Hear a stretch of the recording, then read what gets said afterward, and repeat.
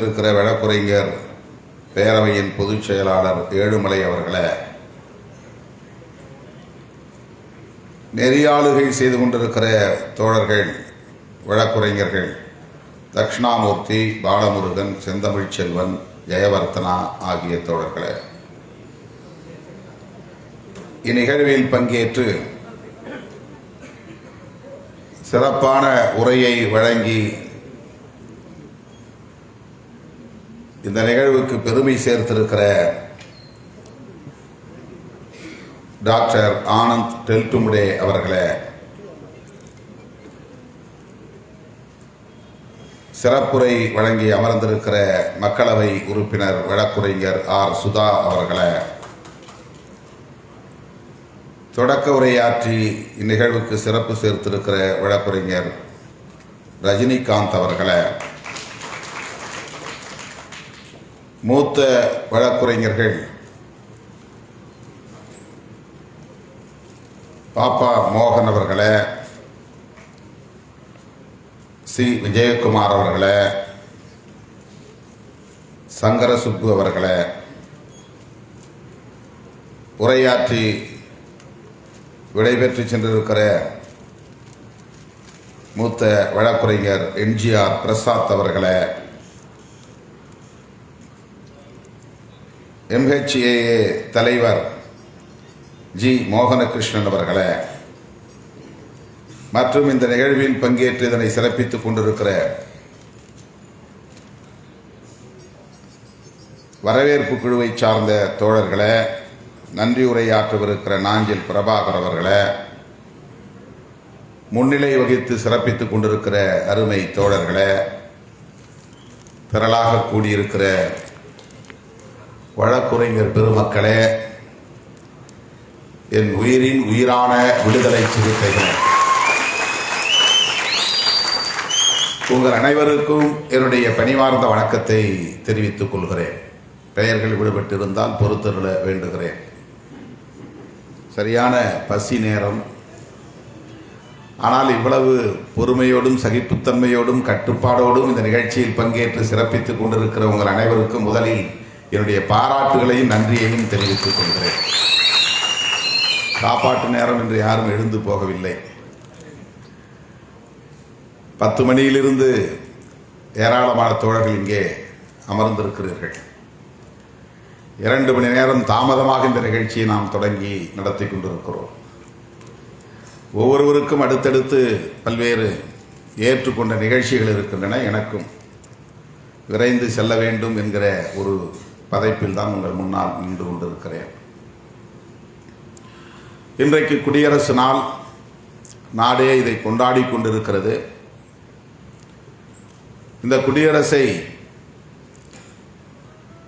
உருவாக்குவதற்கு புரட்சியாளர் அம்பேத்கர் எத்தகைய பங்களிப்பை செலுத்தியிருக்கிறார் என்பது குறித்த ஒரு கருத்தரங்கமாக இது நடைபெற்றுக் கொண்டிருக்கிறது. புரட்சியாளர் அம்பேத்கர் அவர்களை பற்றி அனைத்து தரப்பாரும் இன்றைக்கு விரிவாக விவாதித்துக் கொண்டிருக்கிறார்கள். அதிலே குறிப்பாக கம்யூனிஸ்ட இயக்கங்கள் மிக ஆழமாக புரட்சியாளர் அம்பேத்கர் அவர்களை பற்றி படிக்கவும் விவாதிக்கவும்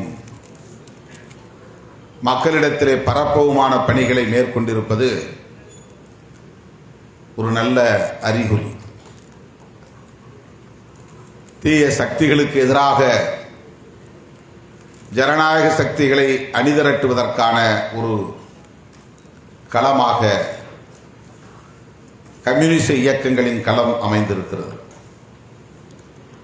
சில 10 ஆண்டுகளுக்கு முன்பு புரட்சியாளர் அம்பேத்கர் அவர்களை பற்றிய விவாதம் என்பது தலித் மக்களின் வட்டத்திற்குள்ளேயே சுருங்கி இருந்தது.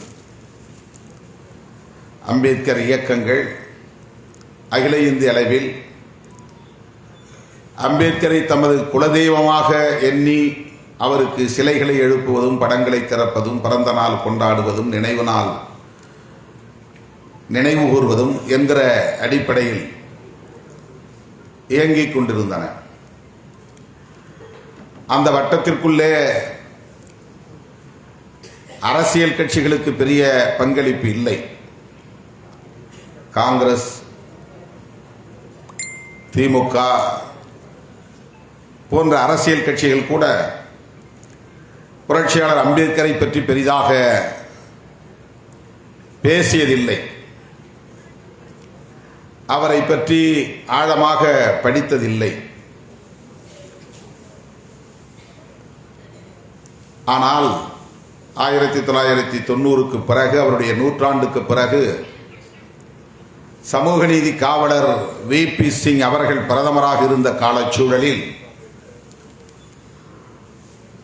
அவருடைய எழுத்தும் பேச்சும் இந்திய மொழிகள் அனைத்திலும் மொழியாக்கம் செய்யப்படுகிற ஒரு சூழல் கனிந்தது.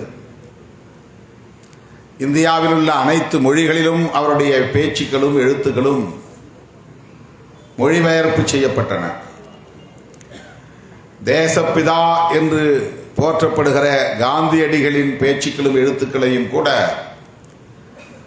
இந்திய ஒன்றிய அரசின் பொறுப்பிலே அவ்வாறு மொழிபெயர்க்கப்படாத நிலையில் முதலாக ஒரு தலைவரின் எழுத்துக்களையும் பேச்சுக்களையும் இந்திய ஒன்றிய அரசின் சார்பிலே இந்திய மொழிகள் யாவற்றிலும் மொழியாக்கம் செய்யப்பெற்ற பெருமை புரட்சியாளர் அம்பேத்கர் அவர்களுக்கு மட்டுமே உண்டு.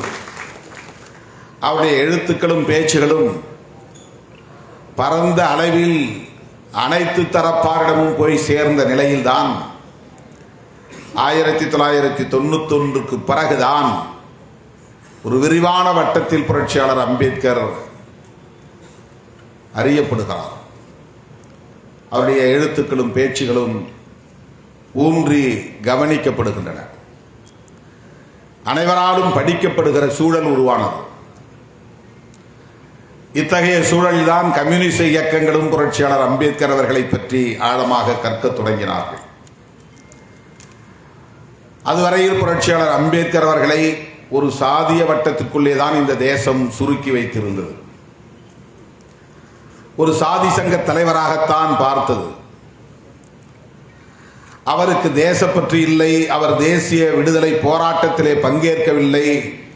பிரிட்டிஷாரை எதிர்க்கவில்லை. காந்தியடிகளைப் போல போராட்டக் களங்களில் பங்கேற்று சிறை சென்றதில்லை. ஆகவே அவரை எப்படி ஒரு தேச தலைவராக, தேசிய தலைவராக ஏற்க முடியும் என்கிற பார்வை இருந்தது. அவரிடத்திலே முற்போக்கான ஒரு பார்வை கிடையாது, சிந்தனை கிடையாது. அவர் ஒரு ஒடுக்கப்பட்ட ஒரு குறிப்பிட்ட சாதிக்கான நலன்களுக்காக மட்டுமே வாதாடினார், போராடினார், எழுதினார், பேசினார் என்கிற பார்வை இருந்தது. ஆனால் 1990களுக்கு பிறகு இந்த 2-3 பத்தாண்டுகளில் புரட்சியாளர் அம்பேத்கர் அவர்களை பற்றிய பார்வை மாறி இருக்கிறது. அவர் எந்த அளவுக்கு புரட்சிகரமானவர், தொலைநோக்கு பார்வை உள்ளவர், ஆழமான அறிவாற்றல் மிகுந்தவர், அனைத்து தளங்களிலும் எத்தகைய வலுவான சிந்தனை திறன் கொண்டிருந்தார் என்பன இன்றைக்கு அனைத்து தரப்பாராலும் உள்வாங்கப்பட்டிருக்கிறது. அதனால்தான் புரட்சிகர அரசியலை பேசுகிற கம்யூனிஸ்ட் இயக்கங்களும் இன்றைக்கு புரட்சியாளர் அம்பேத்கர் அவர்களை பற்றி விவாதிக்கிற ஒரு சூழல் கனிந்திருக்கிறது. அந்த அடிப்படையில் தான் இன்றைக்கு தமிழ்நாடு முற்போக்கு வழக்கறிஞர்கள் பேரவையும் புரட்சியாளர் அம்பேத்கர் அவர்களை பற்றிய ஒரு கருத்தரங்கத்தை நடத்துகிறது என்பதை எண்ணி நான் பெருமைப்படுகிறேன், மகிழ்ச்சி அடைகிறேன்.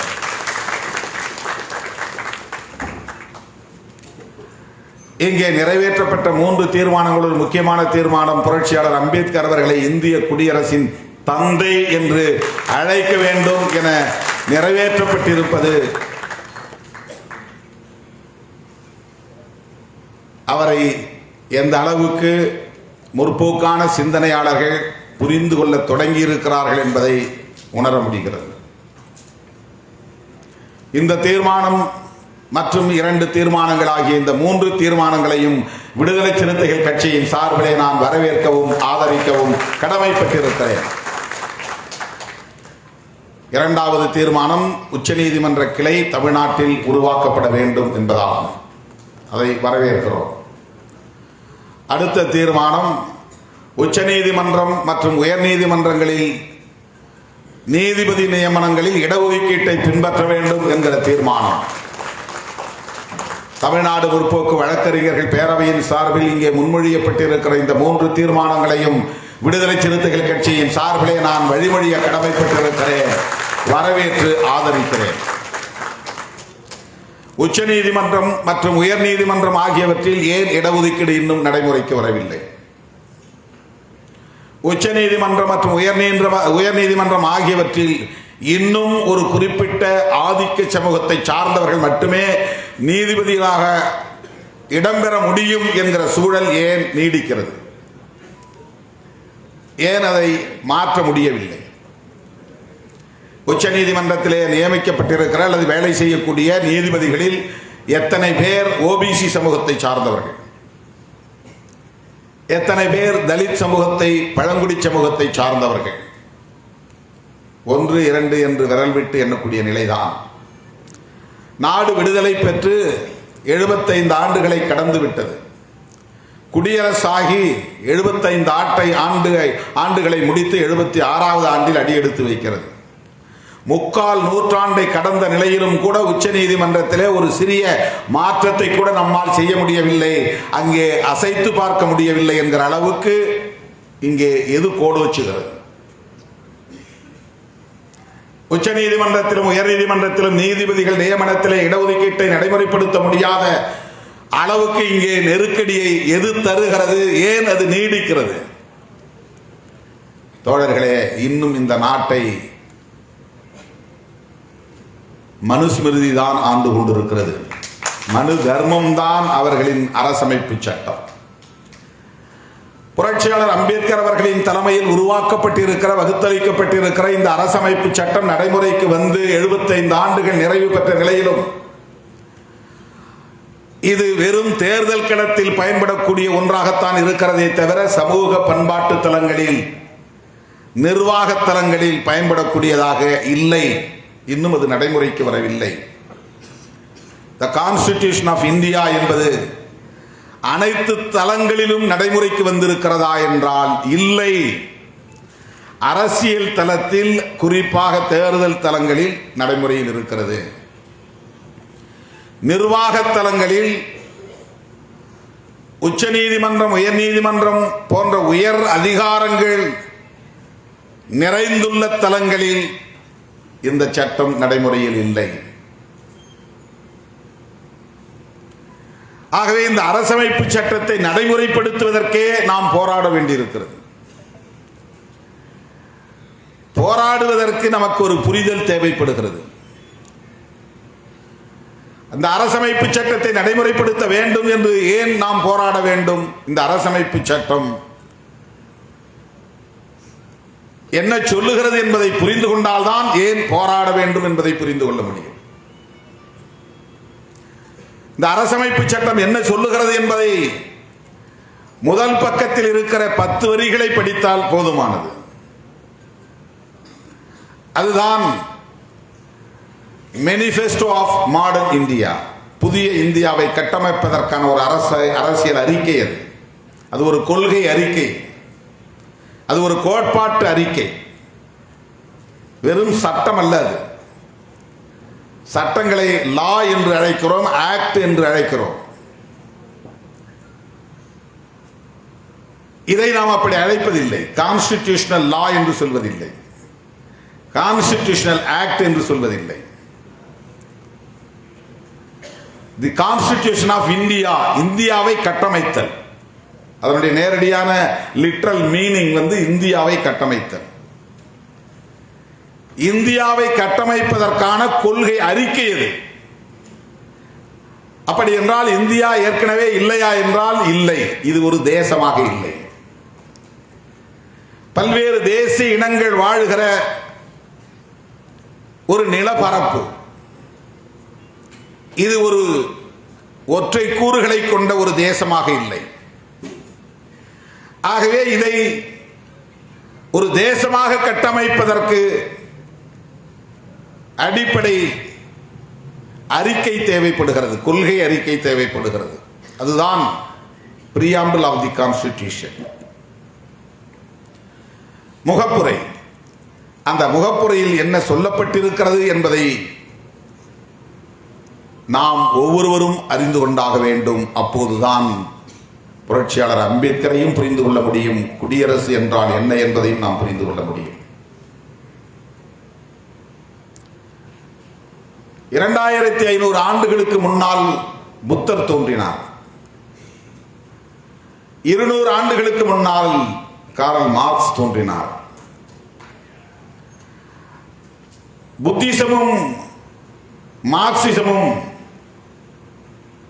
வெவ்வேறு காலச்சூழல்களில் உருவாயின என்றாலும் கூட அடிப்படையில் மனித குலத்தின் விடுதலையை முன்மொழியக்கூடிய கோரிக்கைகள் தான், கொள்கைகள் தான், கோட்பாடுகள் தான். பௌத்தம் என்ன சொல்லுகிறது? preamble of the Constitution என்ன சொல்லுகிறதோ அதைத்தான் பௌத்தம் சொல்கிறது. புரட்சியாளர் அம்பேத்கர் அவர்கள் முகப்புரையை பற்றிய விவாதத்தின் போது ஒரு கருத்தை சொல்லுகிறார். எல்லோரும் என்னை விமர்சிக்கிறார்கள், பிரெஞ்சு புரட்சியிலே பயன்படுத்திய முழக்கங்களை அம்பேத்கர் காப்பி அடித்து இதிலே பயன்படுத்தி இருக்கிறார் என்று விமர்சிக்கிறார்கள். அவர்களுக்கு ஒன்றை நான் சொல்ல விரும்புகிறேன். லிபர்ட்டி, ஈக்வாலிட்டி, ஃப்ரெட்டர்னிட்டி என்கிற இந்த சொல்லாடல்களை நான் பகவான் புத்தரின் போதனைகளில் இருந்து எடுத்து கையாண்டிருக்கிறேன் என்று சொல்கிறார். பௌத்தம் என்பது ஒரு வரியில் சொல்ல வேண்டுமானால் சுதந்திரம், சமத்துவம், சகோதரத்துவம் என்பதுதான். மார்க்சியம் என்பதும் சுதந்திரம், சமத்துவம், சகோதரத்துவம் என்பதுதான். அதை எப்படி இன்டர்பிரட்டேஷன் செய்கிறார்கள் என்பதுதான் இதிலே வேறுபாடு. கௌதம புத்தர் உலகளாவிய பார்வை கொண்டு மனித குலத்தின் துன்பங்களுக்கான காரணத்தை சொல்லி அந்த துன்பங்களை நீக்குவதற்கான வழிமுறைகளை சொல்லுகிறார். அது ஒரு ஸ்பிரிச்சுவல் பெர்ஸ்பெக்டிவ், ஆன்மீக அடிப்படையிலான ஒரு பார்வை. மனிதனுடைய துன்பங்களுக்கு, அவன் பணக்காரனாக இருந்தாலும் துன்பம் அவனுக்கு இருக்கிறது, ஏழையாக இருந்தாலும் துன்பம் அவனுக்கு இருக்கிறது. நாட்டை ஆளக்கூடிய மன்னனாக இருந்தாலும் அல்லது பிரதமராக இருந்தாலும் அவனுக்கும் துன்பம் இருக்கிறது, ஆளப்படுகிறவனுக்கும் துன்பம் இருக்கிறது. அதிகாரம் உள்ளவனுக்கும் துன்பம் இருக்கிறது, அதிகாரம் இல்லாதவர்களுக்கும் துன்பம் இருக்கிறது. Sufferings for all human beings across the world, எல்லோருக்கும் இருக்கிறது. மனித குலத்தின் துன்பங்களுக்கு அவனிடம் மேலோங்கி இருக்கிற பேராவல், ஆசை, அவனிடம் மேலோங்கி இருக்கிற பிரம்மை. அவன் ஒரு மாய உலகத்திலே இருக்கிறான். அவன் நிழல், உண்மை உலகத்தில் வாழவில்லை, நிழல் உலகத்தில் இருக்கிறான். அவனிடம் மேலோங்கி இருக்கிற வெறுப்பு. இவைதான் மனித துன்பங்களுக்கு அடிப்படையான காரணம். எவ்வளவு கோடிக்கணக்கான சொத்து இருந்தாலும் அவனுக்கு நிம்மதி இருக்காது, அதுதான் துன்பம். அவனுக்கும் பிணி உண்டு, அவனுக்கும் மூப்பு உண்டு, அவனுக்கும் மரணம் உண்டு, அதுதான் துன்பம். எவ்வளவு பெரிய அதிகார பீடத்தில் அவன் அமர்ந்திருந்தாலும் அவனுக்கும் நோய் உண்டு, அவனுக்கும் முதுமை உண்டு, அவனுக்கும் மரணம் உண்டு, அவனுக்கும் நிம்மதி இருக்காது. ஆகவே இந்த துன்பங்களில் இருந்து விடுபட வேண்டும் என்று சிந்தித்த கௌதம புத்தர் என்ன சொல்லுகிறார் அடிப்படையில் என்றால், எதுவும் நிலையானதல்ல. இதுதான் புத்திசத்தின் அடிப்படையான கோட்பாடு. எல்லாம் மாறிக்கொண்டே இருக்கும். மார்க்சியமும் அதைத்தான் சொல்லுகிறது, எல்லாம் மாறிக்கொண்டே இருக்கும். இன்பம் நிலையானதல்ல, அப்படி என்றால் துன்பமும் நிலையானதல்ல. அதிகாரமும் ஒருவனுக்கு நிலையானதல்ல, ஆஸ்தியும் ஒருவனுக்கு நிலையானதல்ல. சொத்து, பெரிய ஆஸ்தி நிலையானதல்ல. ஆகவே கௌதம புத்தர் மனித குலத்தின் மீட்சிக்காக சொன்ன அந்த தத்துவத்தின் அடிப்படையோடு வருகிற இன்னொரு கோட்பாடுதான் மார்க்சியம் என்பதும். அதுதான் சொல்லுகிறது, எதுவும் நிலையானதல்ல, மாறிக்கொண்டே இருக்கும். அதன் பொருள் என்னவென்றால், அவர்களெல்லாம் பெரிய ஆட்கள், அவர்கள் கையிலே அதிகாரம் இருக்கிறது, அவர்களை ஒன்றும் செய்ய முடியாது என்று சோர்ந்து விடாதே, அதை மாற்ற முடியும் என்கிற நம்பிக்கையை தருவது மார்க்சியம். உன் நிலை இப்படி இருப்பதற்கு காரணம் உன்னுடைய முற்பிறவி என்று சொல்லுவது சனாதன தர்மம். சனாதன தர்மத்தின் பொருள், சனாதன் என்கிற சொல்லுக்கு என்ன பொருள் என்றால் நிலையானது என்று பொருள். புத்திசத்திற்கு நேர் எதிரான நிலைப்பாடு, மார்க்சியத்திற்கு நேர் எதிரான நிலைப்பாடு சனாதனம். சனாதனம் என்கிற சொல்லுக்கு பொருள் நிலையானது, மாறாதது, முடிவில்லாதது, தொடக்கமில்லாதது. இதுதான் சனாதனம். சாமி கும்பிடுறதில்லை, அது கஸ்டம்ஸ். திருநீர் பூசுவதல்ல, அது சடங்கு. ருத்ராட்ச கொட்டை அணிவதல்ல சனாதனம், அது சம்பிரதாயம். சடங்கு சம்பிரதாயங்களை குறிப்பதல்ல சனாதனம், அது ஒரு கோட்பாடு. எல்லாம் நிலையானது. நாங்கள் பிறப்பின் அடிப்படையில் உயர்ந்தவர்கள் என்பது நிலையானது. பிராமணர்களின் ஆதிக்கம் என்பது நிலையானது. நாங்கள் உழைக்காமலேயே உண்டு கொழுப்போம் என்பது நிலையானது. நாங்கள் ஆட்சி அதிகாரத்தில் நீடிப்போம் என்பது நிலையானது. உச்ச நீதிமன்றம் எங்களுக்கானது, அது நிலையானது, மாற்ற முடியாதது. இதுதான் சனாதன தர்மம். புத்திசம் சொல்கிறது எதுவும் நிலையானதல்ல, மாறக்கூடியது. அப்படி என்றால் இந்த ஆதிக்க கோட்டையை வீழ்த்த முடியும், தகர்க்க முடியும், மாற்ற முடியும். அதைத்தான் மார்க்சியம் சொல்லுகிறது. மன்னாதி மன்னர்கள் ஆட்சியிலே இருக்கிறார்கள் என்று உழைக்கிற வர்க்கமே, நீ சோர்ந்து விடாதே. இழப்பதற்கு இடத்தில் ஒன்றுமில்லை, விலங்குகளை தவிர. வெகுண்டெழுந்து போராடு உலக தொழிலாளர்களே, ஒருங்கிணையுங்கள் என்று தொழிலாளர்களை பார்த்து அறைகோல் விடுத்தார்.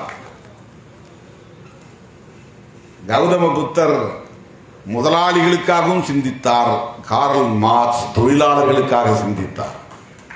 கௌதம புத்தர் எல்லாரையும் மனுஷனா பார்த்தார். எல்லாருக்கும் துன்பம் இருக்கு, எல்லாரும் விடுதலை பெறணும். கார்ல் மார்க்ஸ் உழைக்கிற வர்க்கத்தை விடுவிக்க வேண்டும் என்பதில் கவனம் செலுத்தினார். அவர்கிட்ட இந்த பார்வை, இப்படி ஒரு குளோபல் பெர்ஸ்பெக்டிவ் வருகிற போது, ஒரு பார்வை, பரந்த பார்வை வருகிற போது, அங்கே சாதி, மதம், மொழி, இனம், தேசம் என்கிற வரம்புகள் அடையாள அரசியலாக நம் முன் நிற்காது. எங்க சாதி, எங்க மதம், எங்க மொழி, எங்கள் இனம் என்கிற இந்த அடையாள அரசியல் முன்னால் நிற்காது. மார்க்சியத்தை உள்வாங்க உனக்கு அடையாள அரசியல் முன்னால் நிற்காது. பௌத்தத்தை உள்வாங்க உனது பார்வை பரந்த பார்வையாக, எல்லோரையும் நேசிக்கிற, அன்பு செலுத்துகிற பார்வையாக அது மாறும். இரண்டும் வேறு வேறு அல்ல அது. ஆனால் ரிலீஜன் என்பது ஒரு இன்ஸ்டிடியூஷன்.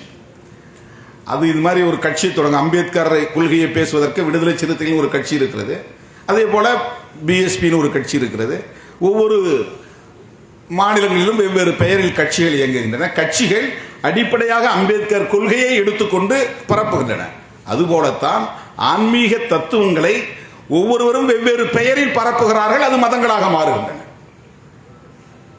ரிலீஜன் என்பது ஒரு institution based on some philosophy, spiritual ideologies, ஆன்மீகம் சார்ந்த கோட்பாடுகளை அடிப்படையாக கொண்டு உருவாக்கப்படுகிற இயக்கங்கள், அமைப்புகள், நிறுவனங்கள். கௌதம புத்தர் உருவாக்கியது மதம் அல்ல. ஏனென்றால் மதம் என்றால் முதலில் கடவுள் நம்பிக்கை இருக்க வேண்டும், இறை நம்பிக்கை. இறை நம்பிக்கை ஒன்றுதான் மதத்திற்கான உயிர் மூச்சு. எந்த ஒன்று இறை நம்பிக்கையை கொண்டிருக்கிறதோ அது மதம். கௌதம புத்தரின் போதனைகளில் கடவுளை பற்றி பேசவே இல்லை. கடவுள் வழிபாடே கிடையாது. கடவுளை நம்ப வேண்டும் என்று சொல்லவில்லை. எனவே உலகம் எப்ப தோன்றியது, மனிதன் எப்ப தோன்றினா, இதெல்லாம் ஒரு விவாதமே இல்லை என்றார் கௌதம புத்தர். அதை பற்றி நீ பேச வேண்டிய அவசியமே இல்லை. இன்றைக்கு நீ மனிதனாய் வாழ்ந்து கொண்டிருக்கிறாய், நீ எப்படி வாழ வேண்டும்? உன்னுடைய பகை மனித குலத்தின் பகை உலகளாவிய பார்வையில் ஆதிக்கம், ஒடுக்குமுறை, சுரண்டல். இதுதான் மார்க்சியம் முன்வைக்கிறது. ஆதிக்கம் எந்த வடிவத்தில் இருந்தாலும் எதிர்க்க வேண்டும், ஒடுக்குமுறை எந்த வடிவத்தில் இருந்தாலும் எதிர்க்க வேண்டும், சுரண்டல் எந்த வடிவத்தில் இருந்தாலும் அதை ஒழிக்க வேண்டும். இவையெல்லாம் பெருகுவதற்கு எது அடிப்படையாக இருக்கிறது? மனிதனிடத்தில் இருக்கிற பேராவல் தான், ஆசைதான். தனி உடைமை என்பது அப்படித்தான் உருவாகிறது, தனி சொத்துடைமை என்பது அப்படித்தான் உருவாகிறது, பணக்கார வர்க்கம் என்பது அப்படித்தான் உருவாகிறது, அதிகார வர்க்கம் என்பது அப்படித்தான் உருவாகிறது. ஆகவே இந்த ஆதிக்கத்தை எதிர்ப்பது அதுதான் பௌத்தத்தின் அடிப்படை, ஆதிக்கத்தை எதிர்ப்பது அதுதான் மார்க்சியத்தின் அடிப்படை. இவற்றை அடிப்படையாக கொண்ட கோட்பாடுதான் புரட்சியாளர் அம்பேத்கரின் அரசியல். அவர் புத்தரிடமிருந்துதான் லிபர்ட்டி, ஈக்வாலிட்டி அண்ட் ஃப்ரெட்டர்னிட்டி என்கிற இந்த தத்துவங்களை நான் உள்வாங்கிக் கொண்டேன் என்று சொல்லுகிறார். சனாதன தர்மம் இவை மூன்றையும் மறுக்கிறது. இங்கே தெருவில் நடக்காதே, உனக்கு சுதந்திரம் இல்லை, உரிமை கோராதே, சுதந்திரம் இல்லை, கருத்து சொல்லாதே, சுதந்திரம் இல்லை. சுதந்திரத்தை மறுப்பது சனாதன தர்மம். நீ கீழ்சாதிக்காரன், நீ சூத்திரன், உனக்கு கல்வி வேண்டும் என்ற உரிமையை கோரக்கூடாது, உன் கருத்தை சொல்லக்கூடாது, நீ எதிர்த்து பேசக்கூடாது, நீ மறுத்து பேசக்கூடாது. செருப்பணிய சுதந்திரம் இல்லை, உடையணிய சுதந்திரம் இல்லை, விரும்பிய உணவை உண்ண சுதந்திரம் இல்லை, மாட்டுக்கறியை சமைக்க கூடாது, மாட்டுக்கறி சமைத்தால் அடித்துக் கொள்ளுவோம், சுதந்திரம் இல்லை, சுதந்திரத்தை மறுக்கிறது. விரும்பிய பெண்ணை திருமணம் செய்யக்கூடாது, சுதந்திரம் இல்லை, சுதந்திரத்தை மறுக்கிறது சனாதன தர்மம். இன்னும் இங்கே சனாதன தர்மம் கோலோச்சுகிறது என்பதற்கு இதுவே ஒரு சான்று. ஆணவ கொலைகள், ஆணவ கொலைகள் செய்யலாம் என்று சனாதன தர்மம் நியாயப்படுத்துகிறது. அரசமைப்பு சட்டம் ஆணவ கொலைகளை குற்றம் என்கிறது. அரசமைப்பு சட்டம் சாதி ஒழிந்து விட்டது என்கிறது. அரசமைப்பு சட்டம் தீண்டாமை ஒழிந்து விட்டது என்கிறது. ஆனால் இன்னும் சமூகத்திலே சாதி இருக்கிறது. சாதி அடிப்படையில் தான் ஒவ்வொரு மனிதனின் வாழ்க்கை இயங்கிக் கொண்டிருக்கிறது. சாதி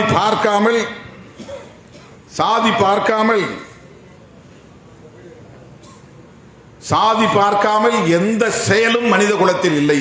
இந்தியாவை பொறுத்தவரை எந்த செயலும் கிடையாது, எந்த திட்டமும் கிடையாது. சாதி அவன் மூச்சுக்கு மூச்சு சாதி உணர்வோடு தான் இயங்குகிறான். அப்படி ஒரு நிலை இங்கே நீடிப்பதற்கு என்ன அடையாளமாக நமக்கு உணர்த்துகிறது என்றால், எதை அடையாளப்படுத்துகிறது என்றால், சனாதன தர்மமே இன்னும் இங்கே இயங்கிக் கொண்டிருக்கிறது, அரசமைப்பு சட்டம் அல்ல. எனவே அரசமைப்பு சட்டத்தை நடைமுறைப்படுத்துவதற்காக நாம் போராட வேண்டும். அரசமைப்பு சட்டம், இதை சொல்லி நான் முடிக்கிறேன். அரசமைப்பு சட்டம் சோசலிசம், புளூரலிசம், ஃபெடரலிசம் ஆகிய இந்த கருத்துக்களை உள்வாங்கிக் கொண்டிருக்கிறது.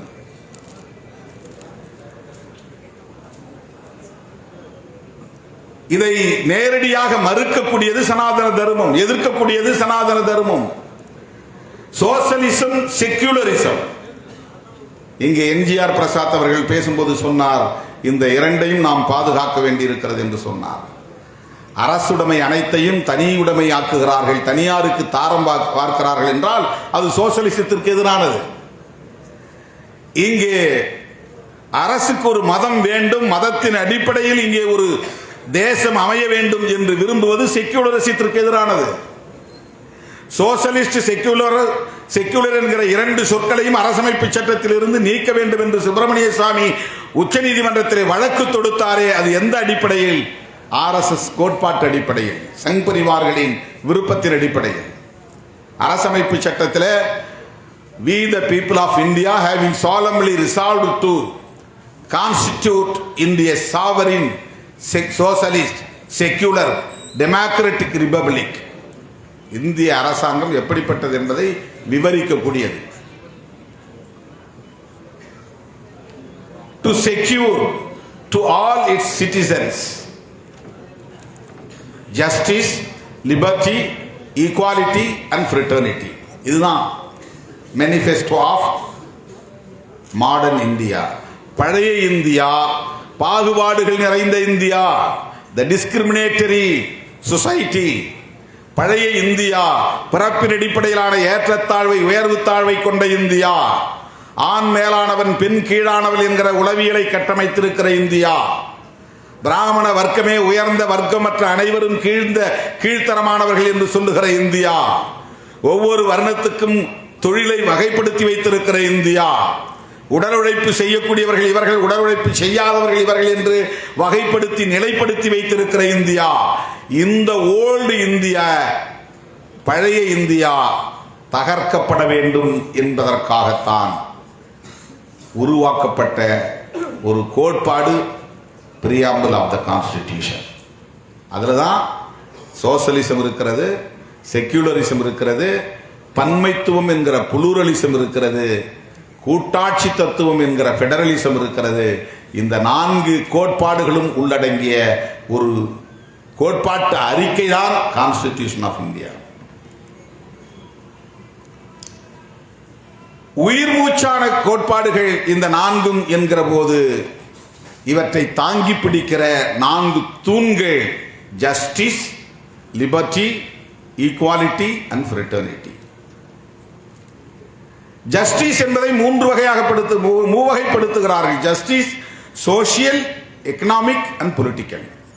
ஆனால் சோசியல் ஜஸ்டிஸ் என்பதன் மூலம்தான் இங்கே சோசியல் டெமோக்ரஸியை கொண்டு வர முடியும். அந்த சோசியல் ஜஸ்டிஸ் இன்றைக்கு கேள்விக்குறியாக்கப்பட்டிருக்கிறது. அதை நீர்த்து போக செய்கிற வகையில்தான் முன்னேறிய சமூகத்தில் பொருளாதாரத்தில் நலிவடைந்த பிரிவினருக்கும் இடஒதுக்கீடு என்று சட்டம் கொண்டு வந்தது. இது சோசியல் ஜஸ்டிஸுக்கு எதிரான நடவடிக்கை, அரசமைப்பு சட்டத்திற்கு எதிரான நடவடிக்கை. ஆகவே அரசமைப்பு சட்டத்திற்கு எதிரான கருத்து கொண்ட சனாதன சக்திகள் ஆட்சி பீடத்தில் இருக்கிறார்கள். அவர்கள் தமிழ்நாட்டிலும் வேரூன்ற பார்க்கிறார்கள்.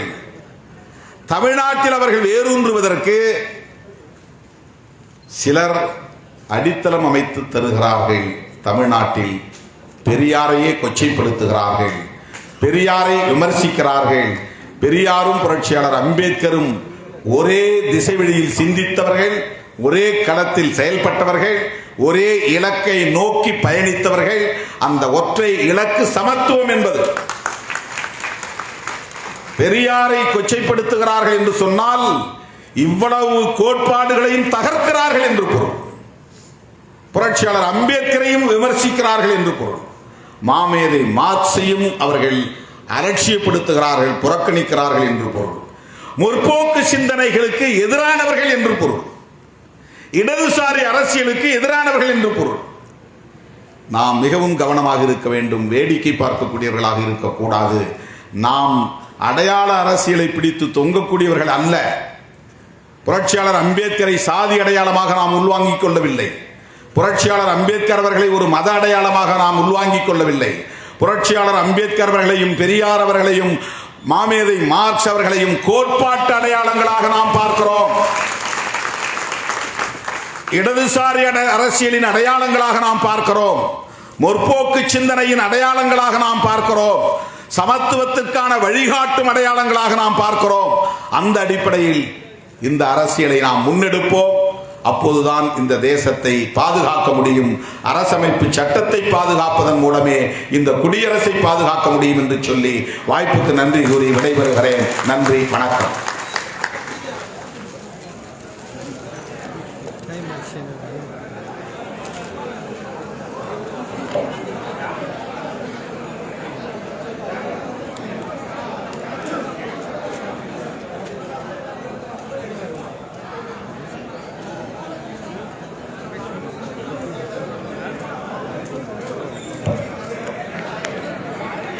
தமிழ்நாடு முற்போக்கு வழக்கறிஞர் சங்கம் சார்பில் இந்திய குடியரசும் டாக்டர் அம்பேத்கரும் என்ற கருத்தரங்கம் தலைமை சுபா மனோகரன் அவர்களுக்கும், வரவேற்புரை ஆற்றிய தா ஏழுமலை அவர்களுக்கும், கருத்துரை வழங்கிய அமர்ந்திருக்கக்கூடிய நாடாளுமன்ற நாயகன் எழுச்சி தமிழ் முனைவர் அண்ணன் தொல் திருமாவளவன் அவர்களுக்கும், ஐயா ஆனந்த் ஜெல்டும்டே அவர்களுக்கும், வழக்கறிஞர் அக்கா ஆர் சுதாகர் அவர்களுக்கும், தொடக்க உரை ஆற்றிய உயர்நீதிமன்ற நாயகன் அண்ணன் வழக்கறிஞர் ச ரஜினிகாந்த் அவர்களுக்கும் தமிழ்நாடு முற்போக்கு வழக்கறிஞர் பேரவை சார்பில் நன்றிகளையும் வாழ்த்துக்களையும் தெரிவித்துக் கொள்கிறேன். நன்றி.